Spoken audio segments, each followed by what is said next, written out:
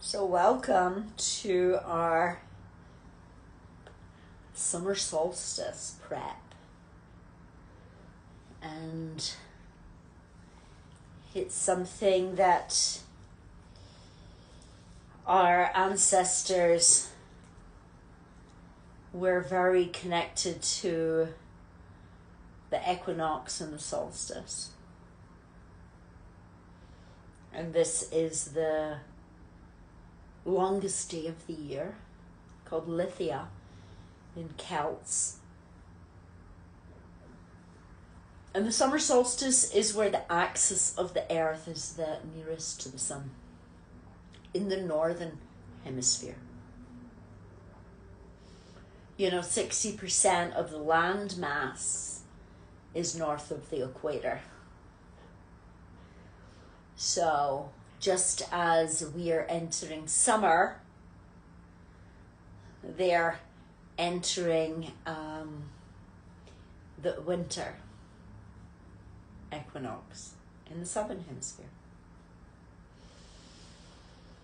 And this is the return of the light, the sun, right? The summer solstice, the sun solstice. And in that return of the light and the sun is Shiva in yoga. It is the masculine. And it's that balance. And I think it's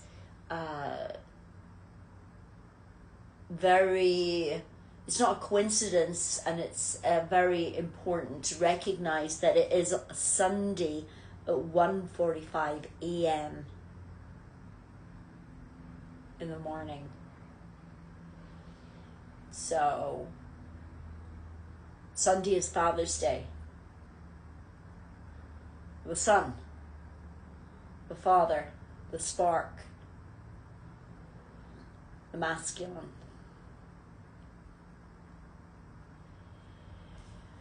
And I think this summer solstice, people talk about the mother wound, but no one really talks about the father lineage. Yeah, the father, and I don't mean this in the patriarchal sense. I'm talking about, I'm looking at my great-grandfather over there that was working, toiling, had a Clydesdale, working from dawn till dusk to put food on the table. And that relationship, or sometimes even those fractures that you have with the father, that needs to come to the light. And also the joys of the father. And everybody has their own different experiences with the father. But even if you didn't get on with your father, there was sometimes a father figure in your life. And that might be it might have been an uncle, it might have been a neighbor, it might have been a coach, it might have been a teacher. So those, the father is sometimes the person that didn't, it's not your biological father, but it might be the person that brought you up. It might have been the person that looked out for you. It might have been the person that protected you. It might have been the person that, drove 3 hours to come and get you because, you were stranded.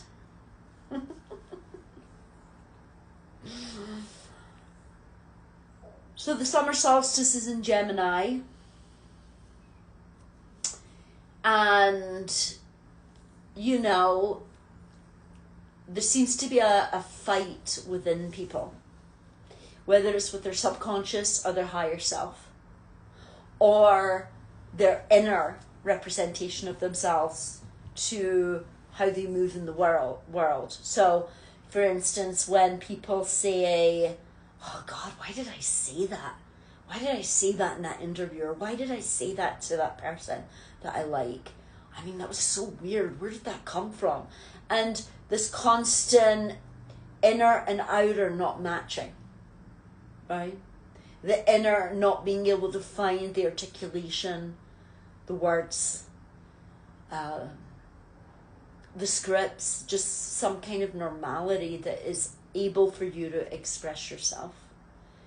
And I think that's got worse since, the shutdown. I think we stole a lot of socializing away from young people, and I think it has created maybe a little bit of a social awkwardness, and giving them some scripts to say and do and safe places to move, I think is important. And I think really kind of developing that sun energy inside of yourself, the play, being playful this summer is going to be really important. Not taking things too seriously, and kind of going where the opportunities and the flow is.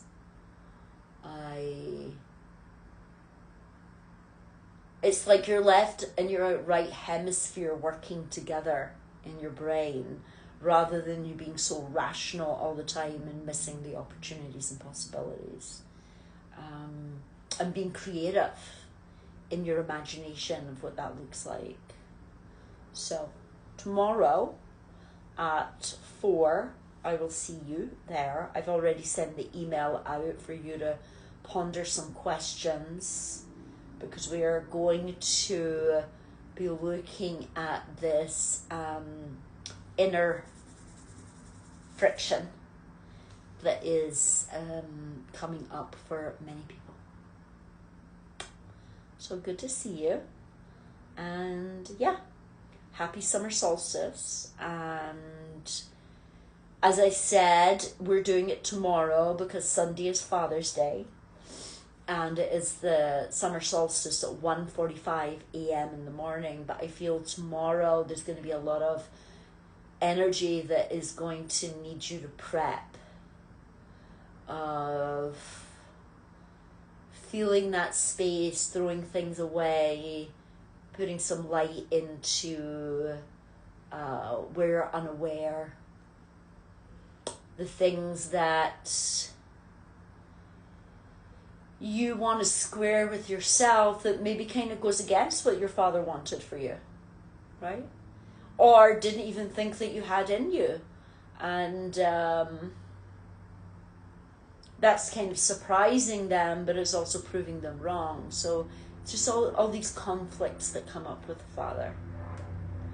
And I think the summer solstice is going to be a great way to bridge something within ourselves, with that sun energy being at its highest, and it's the longest day. So really kind of go into tomorrow with looking at for information outside of what you normally would entertain. Maybe you hear a conversation, you hear something interesting, you realize something that, hey, maybe I'm being too narrow here, maybe I'm being too safe.